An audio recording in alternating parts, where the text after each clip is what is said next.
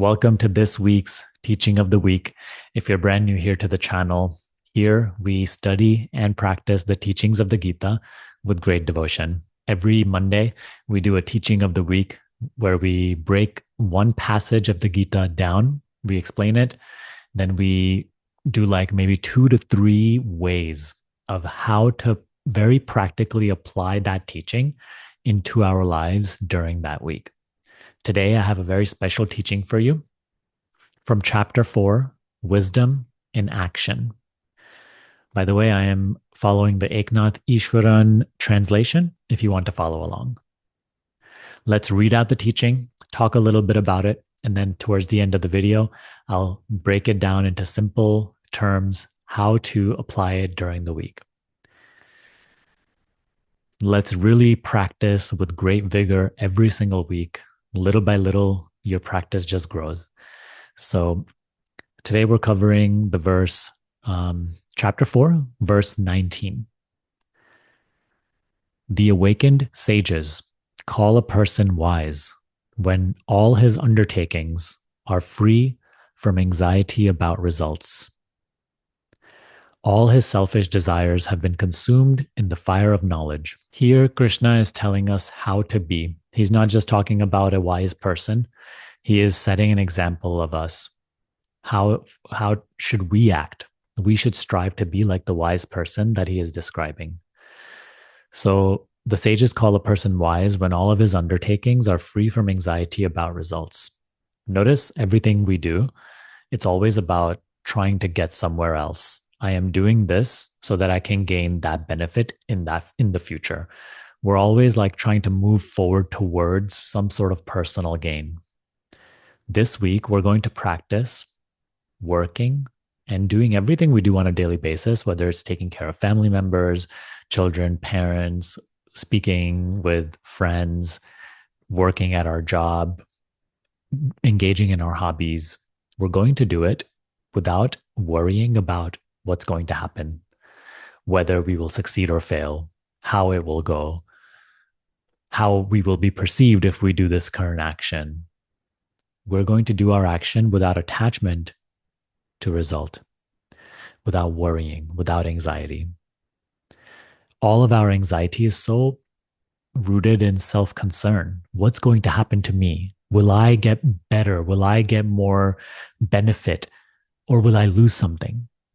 So Krishna is guiding us to cleanse our action from this desire, endless attachment to gain and avoidance of loss. Not only does this way of life help us to progress spiritually and allow wisdom to flow to us, but also it creates instant contentment, happiness, peacefulness, joy.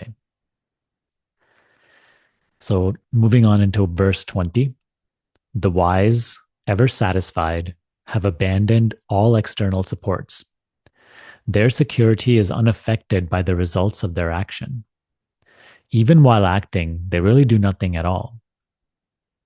Here, Krishna is telling us that we should strive to make Krishna or God our only safety, our only security in life. Yes, on a very superficial level, your safety lies in the health of your body or your bank account or your home, your possessions, your job, your family. But these things are all unstable. And notice that the moment they become threatened, we grow so anxious. We completely lose ourselves if one of these things ever get taken away from us. Krishna is telling us throughout the Gita to observe the impermanent nature of all of these things and realize that there's no stability in them. Here, he guides us. Your only safety, your only security is me. So we, of course, on a superficial level, on a personal level, it's okay. You have a big bank account or a small. You have a healthy body or a body that is ill.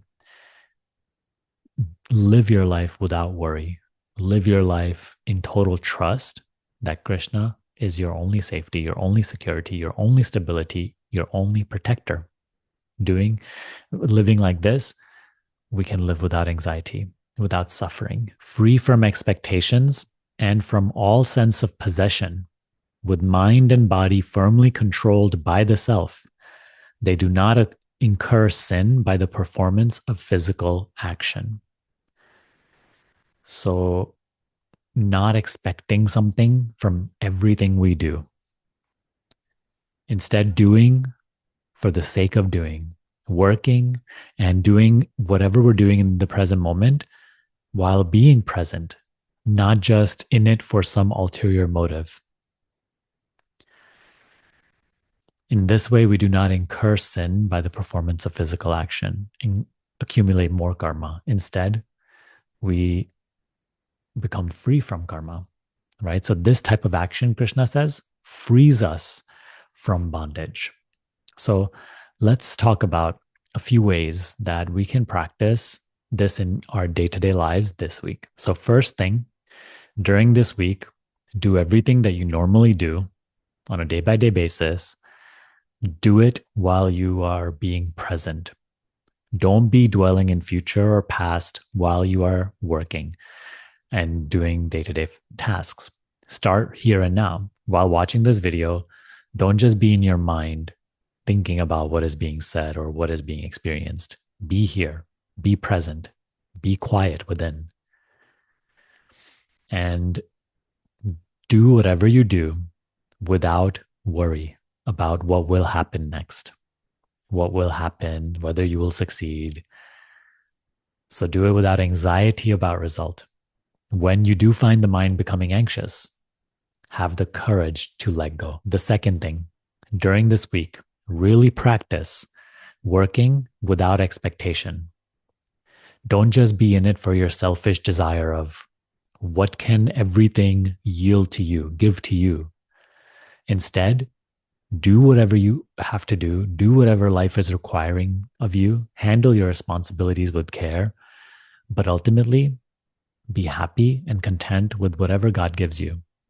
Don't want anything more or other than what God gives you moment by moment. And lastly, the third way to put this teaching into practice this week, every morning, acknowledge and affirm that God, Krishna, Source, Self, is your only safety. Move through your day knowing that God is your only protector. Trust God completely. When your external realities ever get challenged, for example, your body, your money, your family, anything, if it ever gets challenged or threatened, don't lose yourself to anxiety and fear and worry. Instead, knowing God is your protector, knowing God is your only safety, trust, go with the flow of life. Do what is required of you while living in total trust, contentment, calmness, peacefulness. Remember God always. In these three ways, you will be living in alignment with these teachings that we just covered today.